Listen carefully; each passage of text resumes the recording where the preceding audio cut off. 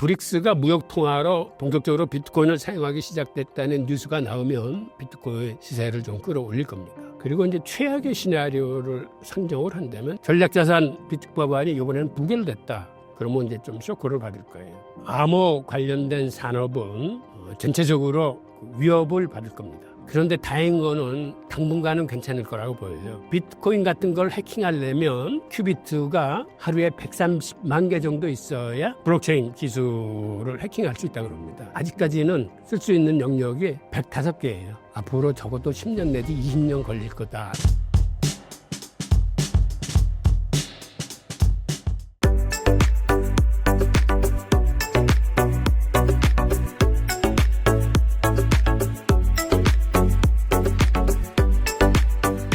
마이크로소프트 주주들이 비트코인 투자에 반대했다고 합니다. 어떤 이유 때문인가요? 그건 마이크로소프트가 비트코인에 투자하는 것에 대해서 이제 자체 분석을 했어요. 그랬더니 아직까지는 비트코인이 위험자산이다라는 결론을 얻고 주주들한테 주주사안으로 부결의 표를 좀 던져달라라고 요청을 했어요. 그래서 이제 반대표가 더 많이 나와서 이제 부결이 됐는데, 그런데 이게 상징성이 있고 파급 효과가 있어서 불이 아마존과 다른 기업으로 지금 옮겨붙고 있는 중이에요. 그래서 다른 기업에서도 우리 지금 사내 위복은 많은데 이걸 현금으로 갖고 있을 게 아니라 이 중에 일부를 비트코인 투자하자라는 기업들이 많이 나타나고 있어요. 미국 기관들의 비트코인 ETF 매수가 매섭습니다. 최근 들어 미국 기관들의 투자가 늘어난 이유가 무엇인가요?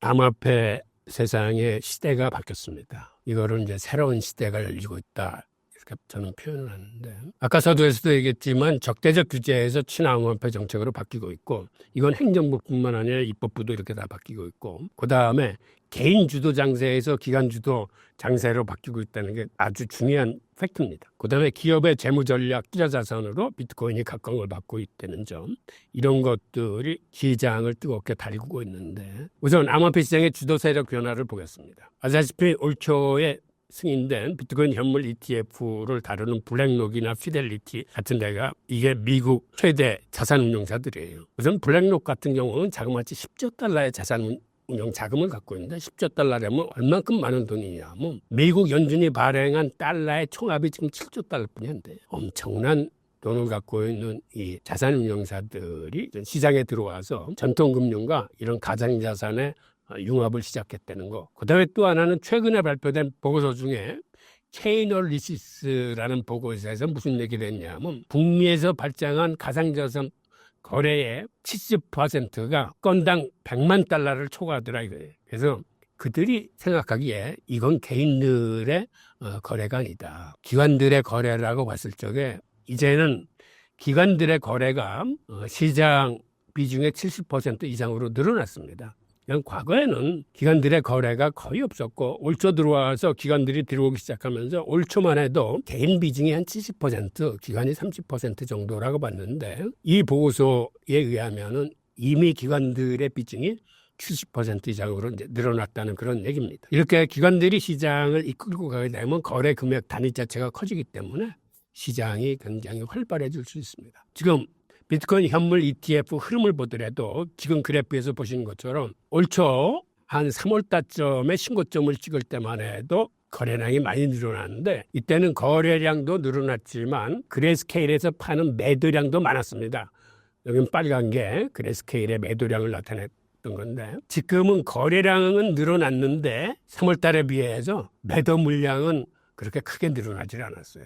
거래량도 커지면서 이제는 순 매입세 위주로 시장에 자금이 들어오기 때문에 이런 이유로 해서 3월 달보다도 더 가파르게 지금 치고 올라가는 거죠. 그렇다면 사자세가 계속 지속된다고 보시나요?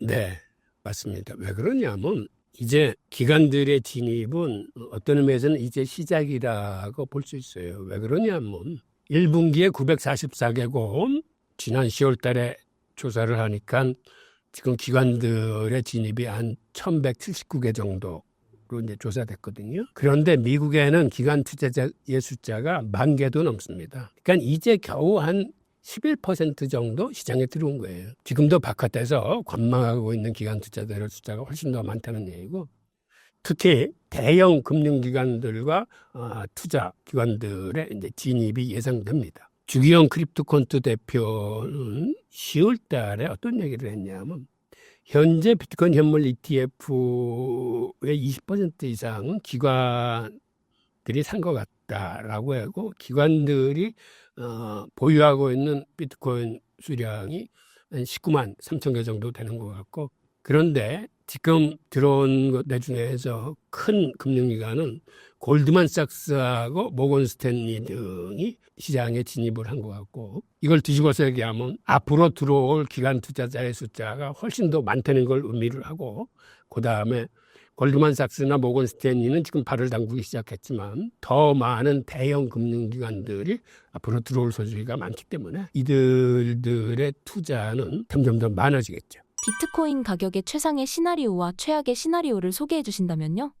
종류가 많을 수 있습니다. 근데 우선 생각나는 걸 말씀드리면 미국이 전략자산 비축법안이 통과돼서 본격적으로 비트코인을 국가의 전략자산으로 모으기 시작하면 이게 굉장한 팩트가 될 수 있고 또 하나는 브릭스가 무역통화로 본격적으로 비트코인을 사용하기 시작됐다는 뉴스가 나오면 이 또한 비트코인 시세를 좀 끌어올릴 겁니다. 그리고 중국에서 비트코인에 대한 어떤 자세 전환적인 얘기가 나와도 시장을 달굴 수 있는 요소예요. 그리고 이제 최악의 시나리오를 상정을 한다면 예를 들어서 이런 거죠. 전략자산 비축법안이 이번에는 부결됐다. 그러면 이제 좀 쇼크를 받을 거예요. 뭐 이번에 부결됐다 그래서 완전히 안 되는 건 아니고 뭐 재산인정을 하고 할 수도 있겠지만 일단 그게 악재일 수 있고 그다음에 지금 사람들이 지금처럼 이렇게 장이 뜨거워진 거는 트럼프 때문이라고 생각하기 때문에 글쎄 뭐 이거는 꺼내기가 좀 그렇긴 하지만 만약 트럼프가 암살을 내거나 하면은 일시적으로 크게 빠질 수 있겠죠. 그런데 사실 이제는 시스템 자체가 이 전향적으로 긍정적으로 움직이기 때문에 어느 한 사람 때문에 시장이 이렇게 크게 좌우되지는 않을 겁니다. 그리고 우리가 우려하게 되는 건 사실 거시경제의 흐름이에요. 거시경제의 흐름이 나쁘게 진행되면은 모든 자산 시장은 거기에 큰 압박을 받습니다. 비트코인뿐만 아니라 주식이건 채권이건 뭐다. 그래서 뭐 스태그플레이션이 발생한다거나 고금리 기조가 예상보다 높게 지속된다거나 어떤 돌발 악재가 생긴다거나 하는 그러한 최악의 시나리오들은 많습니다. 이번에 새로운 비트코인 관련 신간을 내셨다고 들었습니다. 어떤 내용의 책인가요? 지금 화면에 보이는 이 책인데요. 모든 돈의 미래 비트코인의 제목을 달고 있는데 이건 한마디로 비트코인 확신범을 양산하기 위해서 제가 쓴 책이에요. 이게 무슨 얘기냐면 비트코인 투자는 이건 사실 확신이 서야 장기 투자를 했습니다. 저는 적립식 장기 투자를 권하는데 그러니까 주식처럼 샀다 팔았다 하려면 투자하지 마세요. 매월 혹은 매주 조금씩이라도 계속 적금 들듯이 사모으면은 나중에는 이게 큰 자산이 될 겁니다. 그런 의미에서 통화의 역사서부터 과거에 왜 기축통화가 붕괴되는 역사를 거듭했는지 그 패턴을 보고 그 다음에 비트코인이 탄생했을 때 시대적 배경은 뭔지 비트코인이 갖고 있는 철학과 사상은 뭔지 비트코인의 진정한 가치는 무엇인지 비트코인은 왜 오르는지 등을 제가 쭉 설명했는데 어렵게 쓰지 않았습니다. 한번 참고하시기 바랍니다. 교수님은 앞으로 비트코인이 기존의 화폐를 뛰어넘을 것으로 예상하시나요?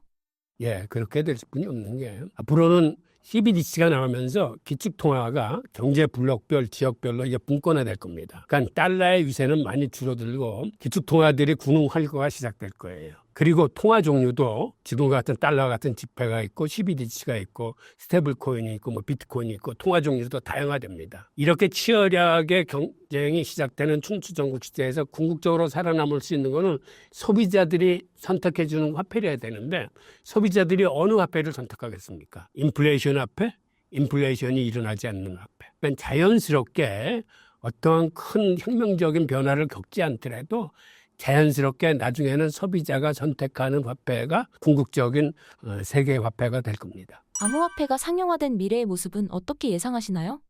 우선 현대에는 세 가지 큰 흐름이 있어요. 그게 뭐냐면 중앙집권의 탈중앙화입니다. 이건 사실은 모든 분야에서 일어나고 있어요. 우선 간단하게 미디어 부분만 봐도 옛날에는 방송국이나 신문사가 주체했는데 지금은 유튜브들의 영향력이 훨씬 커졌습니다. 이것도 분명한 탈중앙화 현상이에요. 그리고 아날로그의 디지털화는 누구나 아실 거고 화폐 세계에서도 이제는 지폐가 사라지면서 CBDC를 비롯한 디지털 화폐 시대로 들어가게 될 겁니다. 그 다음에는 온라인의 온체인화입니다. 이건 무슨 얘기냐면 정보혁명 시대에는 인터넷 같은 온라인이 중심이었는데 이제는 정보의 교환뿐만 아니라 가치의 교환도 같이 할 수 있는 온체인이 주주가 될 겁니다. 한마디로 이 중심에 블록체인 기술과 비트코인이 있어요. 그러니까 이런 세상 속에서 앞으로는 메타버스 시대가 인공지능과 챗GPT와 결합을 해서 예상보다 빠르게 실물 경제와 융합을 시작할 겁니다. 그러면 우리는 메타버스 경제 생태계 내에서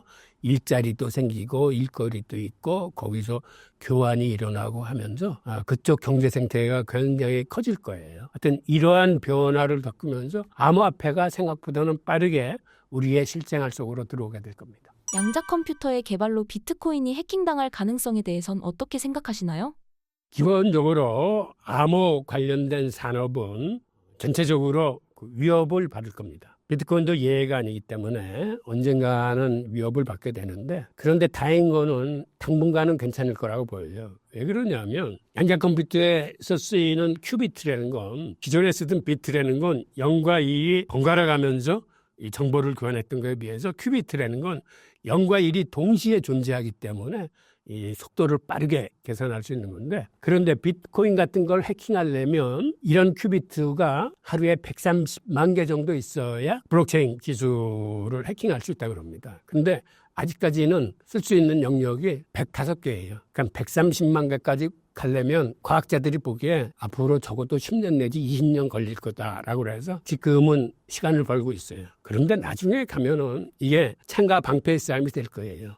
그런 양자 컴퓨터의 기술이 빨라질수록 블록체인 기술도 도망갈 기술을 또 찾게 돼가지고 서로 이제 주거니 받거니 하는 그런 시대가 올 겁니다. 지금 암호화폐 시장만 해도 우리는 암호화폐는 추적 불가능하다고 생각하는데 사실은 그렇지 않습니다. 암호화폐를 추적하는 기술도 많이 나오고 있어요. 그러면 또 암호화폐는 그 나온 기술을 보고 도망가는 기술을 개발을 해요. 그러니까 예전에는 이렇게 교환했던 게 그런 걸 추적하는 기술이 나오면 우회적으로 이제는 다른 데를 많이 들러서 감으로써 그 기술로서는 추적하지 못하게 하는 이런 창과 방패 싸움이 현재 암호화폐 기술에서도 많이 등장하고 있거든요. 마찬가지의 그런 궤적을 밟을 거라고 봅니다. MSTR이 최근 1년 사이 6배 이상 올랐습니다. 그 이유가 무엇인가요?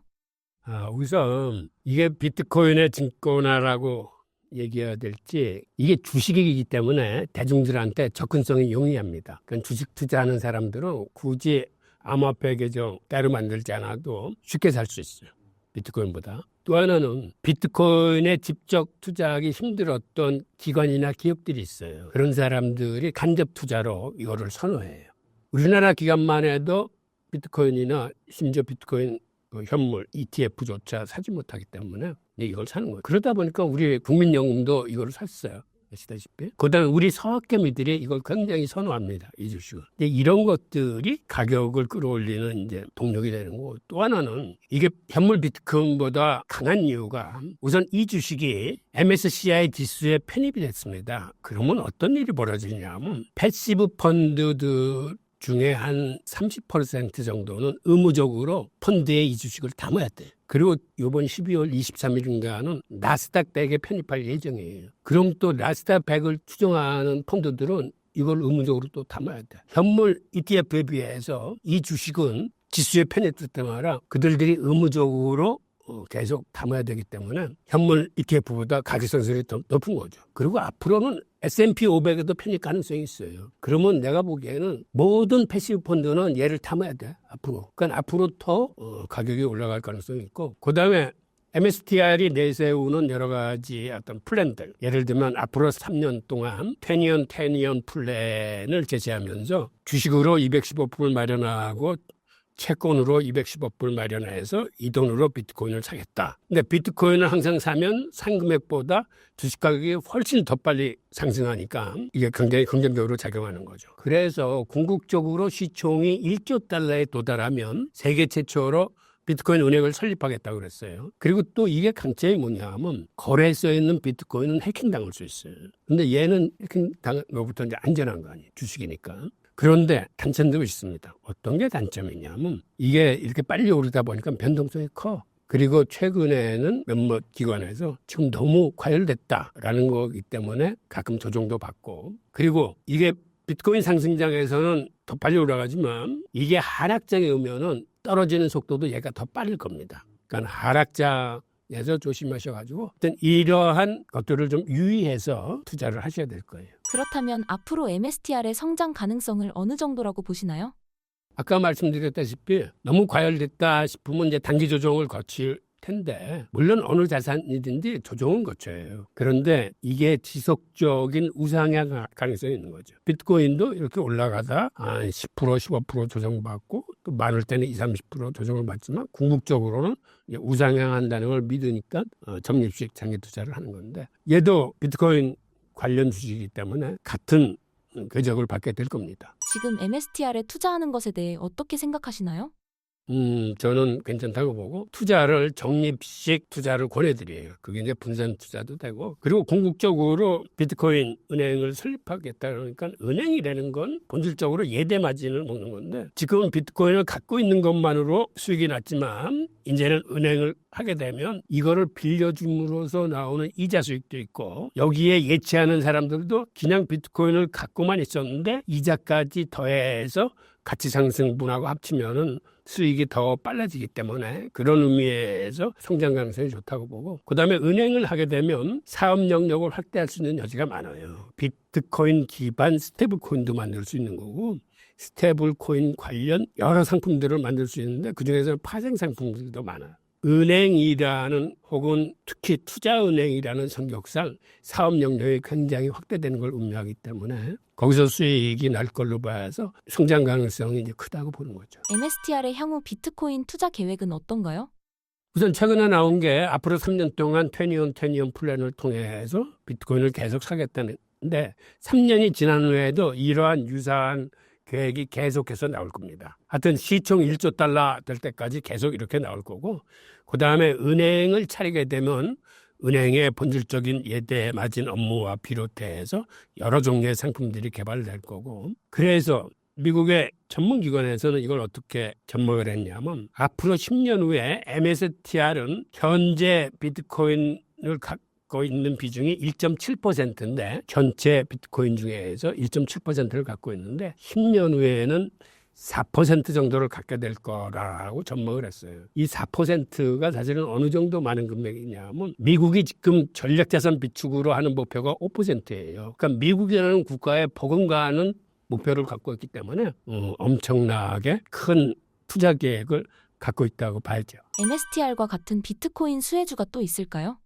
생각보다 많아요. 그 채굴 기업이라거나 하여튼 비트코인과 방식이라든지 이렇게 걸쳐놓고 있으면 지금 대부분이 비트코인보다 수익률이 더 좋습니다. 그림에도 비트코인 갖고 있는 기업들을 좀 명시해놨지만 이 그림 이외에도 굉장히 많습니다. 그러니까 여러분들이 잘 찾아보셔가지고, 그리고 이렇게 주식으로 투자를 하게 되면 아무래도 현물로 하는 것보다 여러분들이 손쉽게 접근할 수 있고 관리도 편하기 때문에 찾아보시면은 많은 분야가 있을 겁니다. 교수님의 신간 이름이 모든 돈의 미래 비트코인입니다. 제목의 의미에 대해서 설명해 주신다면요?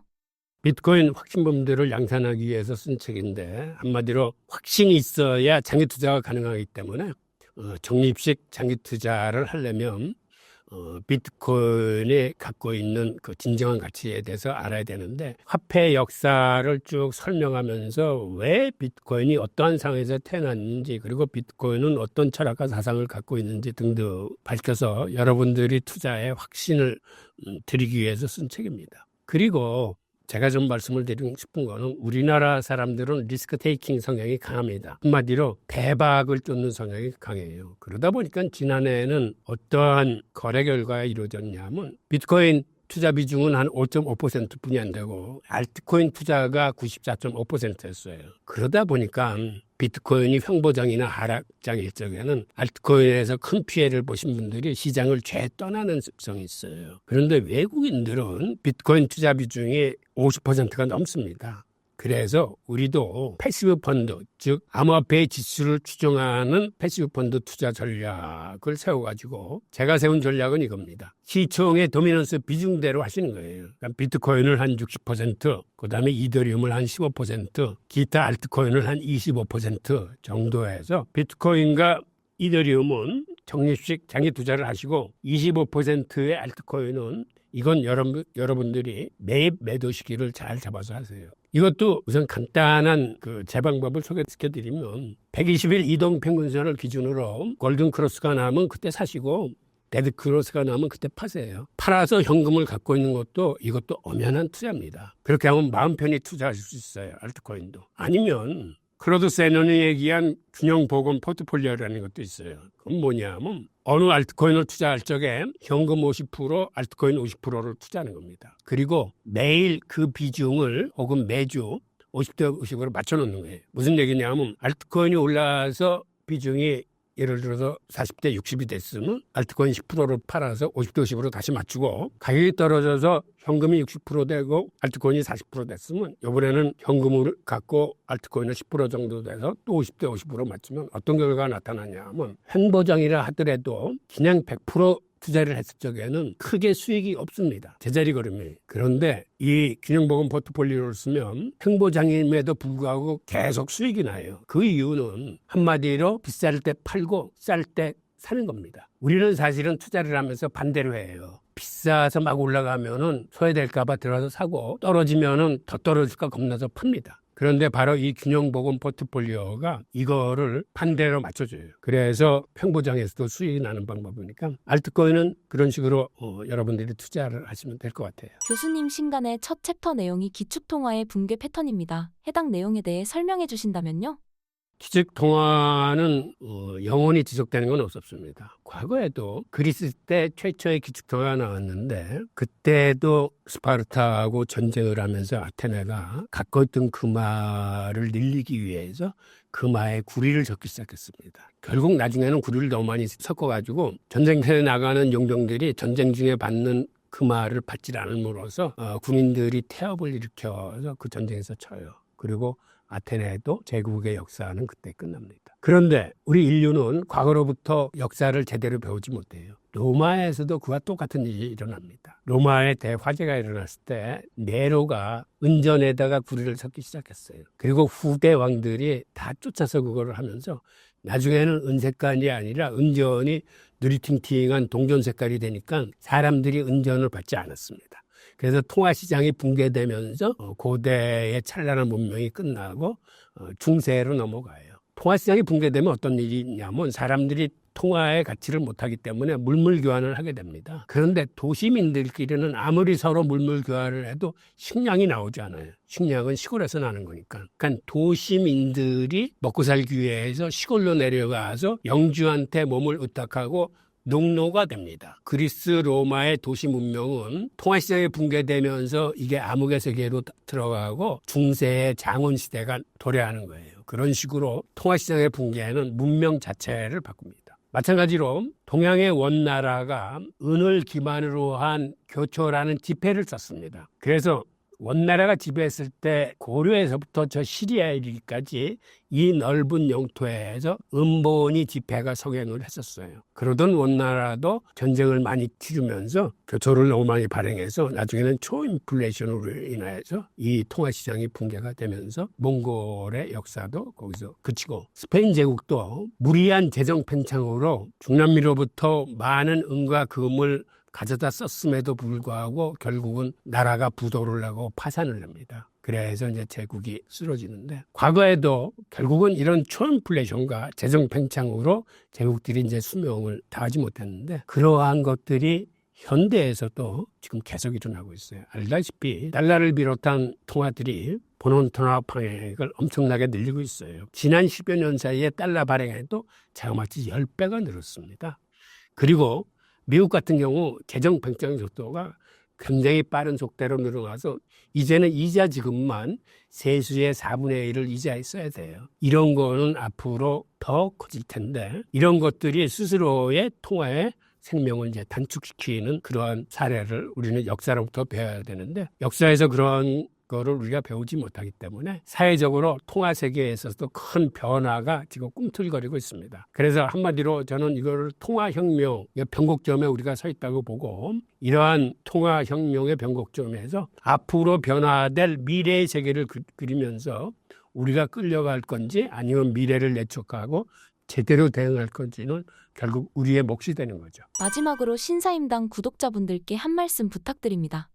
암호화폐 시장은 변동성이 큰 시장이에요. 그래서 여러분들이 정말 정석 투자하시기를 바랍니다. 그러니까 비트코인이나 이더리움은 적립시장의 투자. 그리고 이 시장은 가능한 보수적으로 접근하십시오. 그러니까 변동성 노출이 큰 알트코인은 사실 알트코인은 99%가 다 소멸될 것들이에요. 여러분들이 마음 편히 하기 위해서 비트코인 비중을 늘리고 적립 투자로 적금 들듯이 편안한 마음가짐으로 투자하시기를 부탁드립니다.